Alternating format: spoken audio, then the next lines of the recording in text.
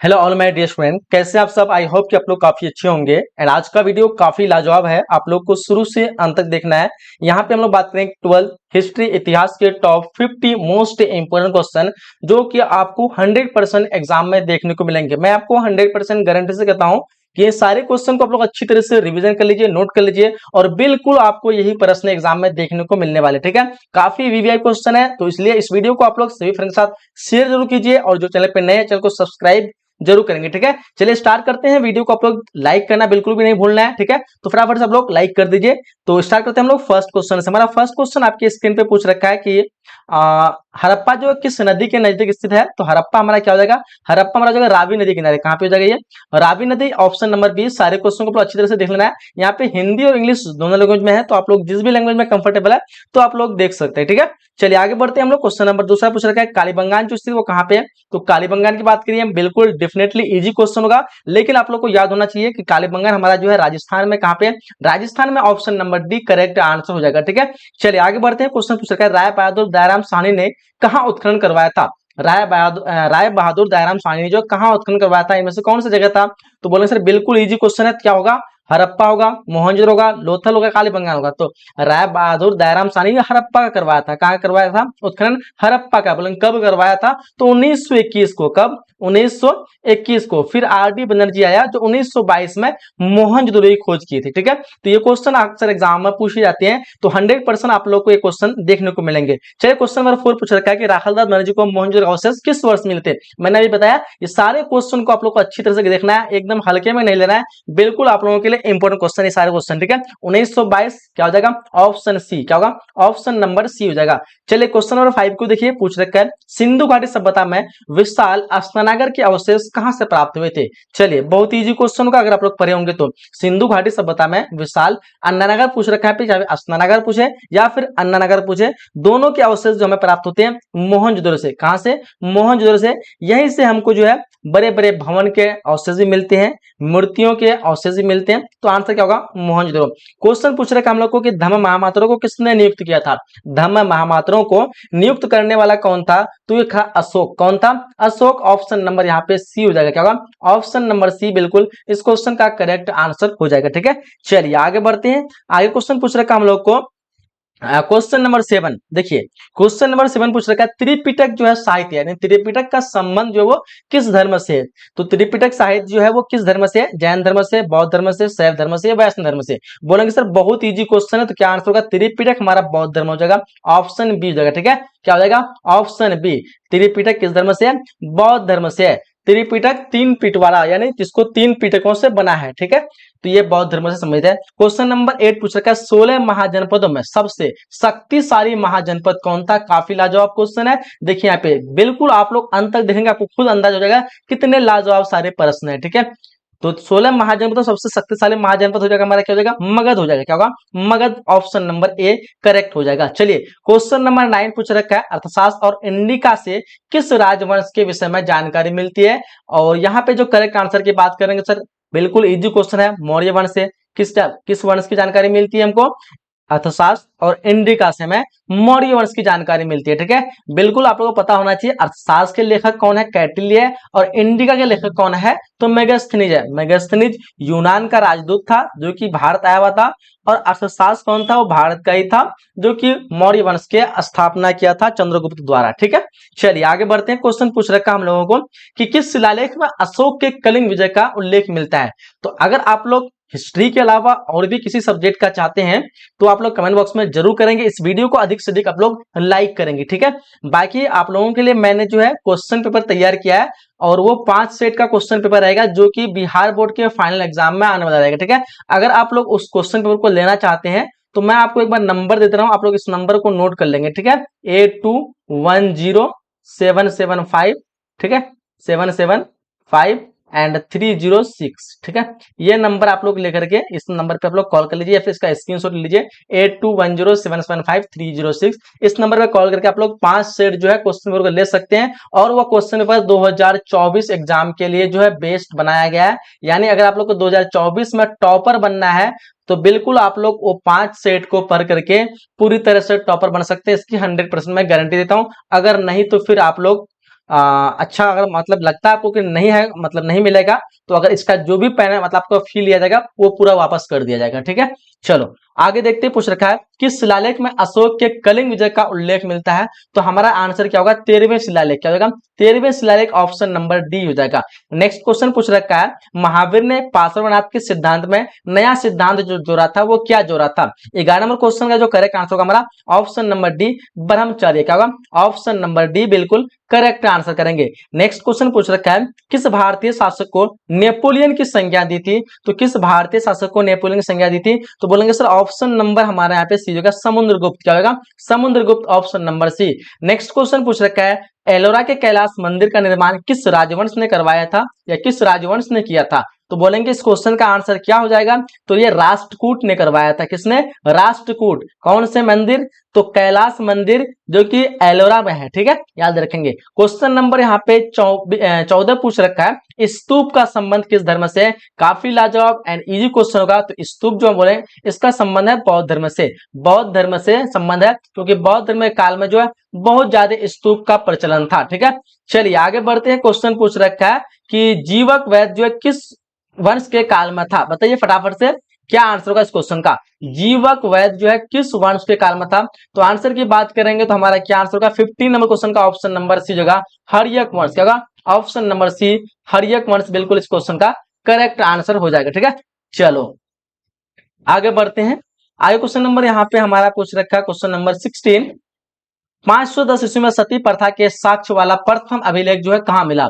तो बताइए यहाँ पे 16 नंबर क्वेश्चन का क्या आंसर होगा? तो इस क्वेश्चन का आंसर आपका एरन जो कि सागर, ऑप्शन नंबर यहाँ पे ए जगह। ठीक है, option number A. Next question पूछ रखा है अशोक की राजरोहण तिथि जो है वो क्या है? अशोक की राजरोहण तिथि पूछ रखा है, तो बिल्कुल पता होना चाहिए आप सभी को। 17 नंबर क्वेश्चन का जो आंसर क्या हो जाएगा? तो बिल्कुल यहाँ पे जगह 269 से 268, option number A. 17 number question का ऑप्शन नंबर ए जगह करेक्ट। कनिष्क की राजरोहण तिथि क्या है? तो कनिष्क की राजरोहण तिथि हो जाएगा 78 ईस्वी, ऑप्शन नंबर बी। काफी ये क्वेश्चन लाजवाब है, ये भी आप लोग को अच्छी तरह से पढ़ लेना है। कनिष्क की राजरोहण तिथि क्या है? 78 ईस्वी, ऑप्शन नंबर बी जगह। कह रहे कि महाभारत का युद्ध कितने दिनों तक चला था? महाभारत के युद्ध जो है कितने दिनों तक चला था? बोलेंगे 18 दिनों तक चला था, ऑप्शन नंबर डी। क्या होगा? Option number D. Question number 20 को देखिए, कह रहा है अलबरूनी किसके साथ भारत आया था? तो अलबरूनी की बात पूछी जा रही है। 20 नंबर क्वेश्चन का जो आंसर होगा हमारा ऑप्शन नंबर बी होगा, महमूद गजनवी। क्या होगा? Option number B, Mahmud Ghaznavi. Next question पूछ रखा है इब्न बतूता किस देश का निवासी था? इब्न बतूता किस देश का निवासी था? तो बोलेंगे सर मोरक्को का निवासी था, ऑप्शन नंबर सी। क्या होगा? Option number C. ठीक है, सारे क्वेश्चन को आप लोग को अच्छी तरह से पढ़ते जाना है। विजयनगर साम्राज्य की स्थापना किसने की? विजयनगर साम्राज्य की स्थापना पूछ रखा है, तो इसकी स्थापना जो की थी हरिहर और बुक्का ने की थी। किसने की थी? हरिहर और बुक्का, जो कि इसकी स्थापना जो हुआ था 1336 ईस्वी को। और विजयनगर साम्राज्य के जो है प्रमुख जो राजा माने जाते हैं, सबसे महानतम राजा जो माने जाते हैं वो माने जाते हैं कृष्णदेव राय को। किसको मनाते हैं? कृष्णदेव राय को। ठीक है, चलिए आगे बढ़ते हैं। क्वेश्चन पूछ रखा है उत्तर भारत में भक्ति आंदोलन का आरंभ जो है किस संत ने किया था? तो हमारा जो आंसर होगा रामानंद ने किया था। किसने करवाया था? रामानंद ने जो है उत्तर भारत में भक्ति आंदोलन का आरंभ किया था, प्रचलन कराया था। ठीक है, क्वेश्चन पूछ रखा आईने अकबरी कितने भागों में विभक्त है? तो आईने अकबरी जो पूछा जाए तो इसका आंसर आपको मारना है 5 भागों में। कितने भागों में? 5 भागों में। अगर पूछा जाए अकबरनामा कितने भागों में है? तो 3 भागों में। अकबरनामा का ही तीसरा भाग का नाम है आईने अकबरी, जो कि 5 भागों में बांटा गया है। ठीक है, कभी कभी एग्जाम में ये भी क्वेश्चन पूछता है कि आईने अकबरी के अनुसार भूमि को कितने भागों में बांटा गया था? तो उसका आंसर हो जाएगा 4 भागों में। ठीक है, अकबरनामा पूछे तो 3 भागों में, आईने अकबरी पूछे तो 5 भागों में, आईने अकबरी के अनुसार भूमि को कितने भागों में बांटा गया? तो 4 भागों में। तो आप लोग कंफ्यूज नहीं होना है। कह रहे औरंगजेब ने अपने जीवन का अंतिम भाग जो बिताया था वो कहां पे बिताया था? तो औरंगजेब ने अपने जीवन का अंतिम भाग बिताया था वो दक्षिण भारत में। कहां बिताया था जी? दक्षिण Bharat, option number D correct हो जाएगा। ठीक है, क्वेश्चन 26 को देखिए, कह रहा है स्थापत्य कला का सबसे अधिक विकास किसके समय में हुआ था? तो स्थापत्य कला की बात पूछा जाए तो शाहजहां मारना है। क्या हो जाएगा? Option number C. क्या हो जाएगा? Option number C, Shahjahan. याद रखेंगे स्थापत्य कला में 100 से शुरू होता है और शाहजहां भी 100 से शुरू होता है। आप लोग कंफ्यूज नहीं होना है, क्योंकि यहाँ पे आपको एक और क्वेश्चन बनता है कि मुगल चित्रकला का सबसे अधिक विकास किसके समय पर हुआ था? आपको स्थापत्य कला हटा करके मुगल चित्रकला पूछे तो आपको जहांगीर मारना है। ठीक है, क्लियर है? तो जहांगीर चित्रकला में पूछे तो जहांगीर, स्थापत्य कला पूछे तो शाहजहां। ठीक है, तो यहाँ पे क्लियर हो जाएगा 100 से शाहजहां, 100 से स्थापत्य कला और चित्रकला पूछे तो जहांगीर वो हो जाएगा। ठीक है, कह रहा है कि शेख मोइनुद्दीन चिश्ती की दरगाह जो स्थित वो कहाँ पे है, तो शेख मोइनुद्दीन चिश्ती की दरगाह हमारा हो जाएगा अजमेर में है। कहाँ पे है, अजमेर में है, ऑप्शन डी करेक्ट हो जाएगा। नेक्स्ट क्वेश्चन पूछ रखा है इंग्लिश ईस्ट इंडिया कंपनी की स्थापना जो कब हुई थी, तो इंग्लिश ईस्ट इंडिया कंपनी की स्थापना जो हुई थी वो हुई थी 1600 ईस्वी की। काफी इंपॉर्टेंट क्वेश्चन है, सारे क्वेश्चन को आप लोग को बार बार मैं रिक्वेस्ट कर रहा हूं कि अच्छी तरह से देखना है। ठीक है, कैप्टन हॉकिंस जो है किस मुगल शासक के दरबार में आया था, 29 नंबर क्वेश्चन देखिए यहाँ पे Jahangir, option number B correct answer हो जाएगा। ठीक है, option number B. Next question पूछ रखा है निम्नलिखित में से अकबर किस पर अधिकार नहीं कर सका, काफी कंफ्यूजन वाला क्वेश्चन है और बहुत बार एग्जाम में क्वेश्चन रिपीट होता है, तो ध्यान देंगे। हमारा किताब के अनुसार देखा जाए तो आंसर हो जाएगा चित्तौड़। ठीक है, लेकिन करंट में जाए तो मेवाड़ आंसर रहता है, लेकिन आपको बुक के अनुसार मानेंगे तो चित्तौड़ आंसर मारना पड़ेगा। ठीक है, चलिए आगे बढ़ते हैं क्वेश्चन। लेकिन जो चित्तौड़ जो है ये किसी मतलब एक छोटी सी जगह का नाम है, लेकिन जो मेवाड़ है मेवाड़ के अंदर ही चित्तौड़ पड़ता है। ठीक है, तो आप लोग मेवाड़ मारेंगे तो भी चित्तौड़ ही आएगा ना। एक तरह होता है ना, जैसे मान लो ये पूरा जो है मेवाड़ है। ठीक है, अब तो नहीं दिख रहा आप लोग को, ये देखो पूरा ये जो है क्या है, मेवाड़ है। ठीक है, इसमें से एक पार्टिकुलर जगह है ये मान लो चित्तौड़ है, तो आप बोलेंगे यहाँ पे अकबर किस पर अधिकार नहीं कर सका, तो चित्तौड़ हम जो है करेक्ट मारेंगे। ठीक है, क्या मानेंगे, ऑप्शन नंबर यहाँ पे क्या मारेंगे, सी करेक्ट मारेंगे। ठीक है, चलो आगे बढ़ते हैं। इसमें कंफ्यूज हो रहा थोड़ा मुझे, शायद मे बी मेवाड़ जो है ये अंदर में है या फिर आपका चित्तौड़ जो है पूरा होगा, ये चीज आप लोग एक बार कंफर्म कर लीजिए। ठीक है, चित्तौड़ के अंदर मेवाड़ है या फिर मेवाड़ के अंदर चित्तौड़ है, ये कंफर्म कर लीजिए।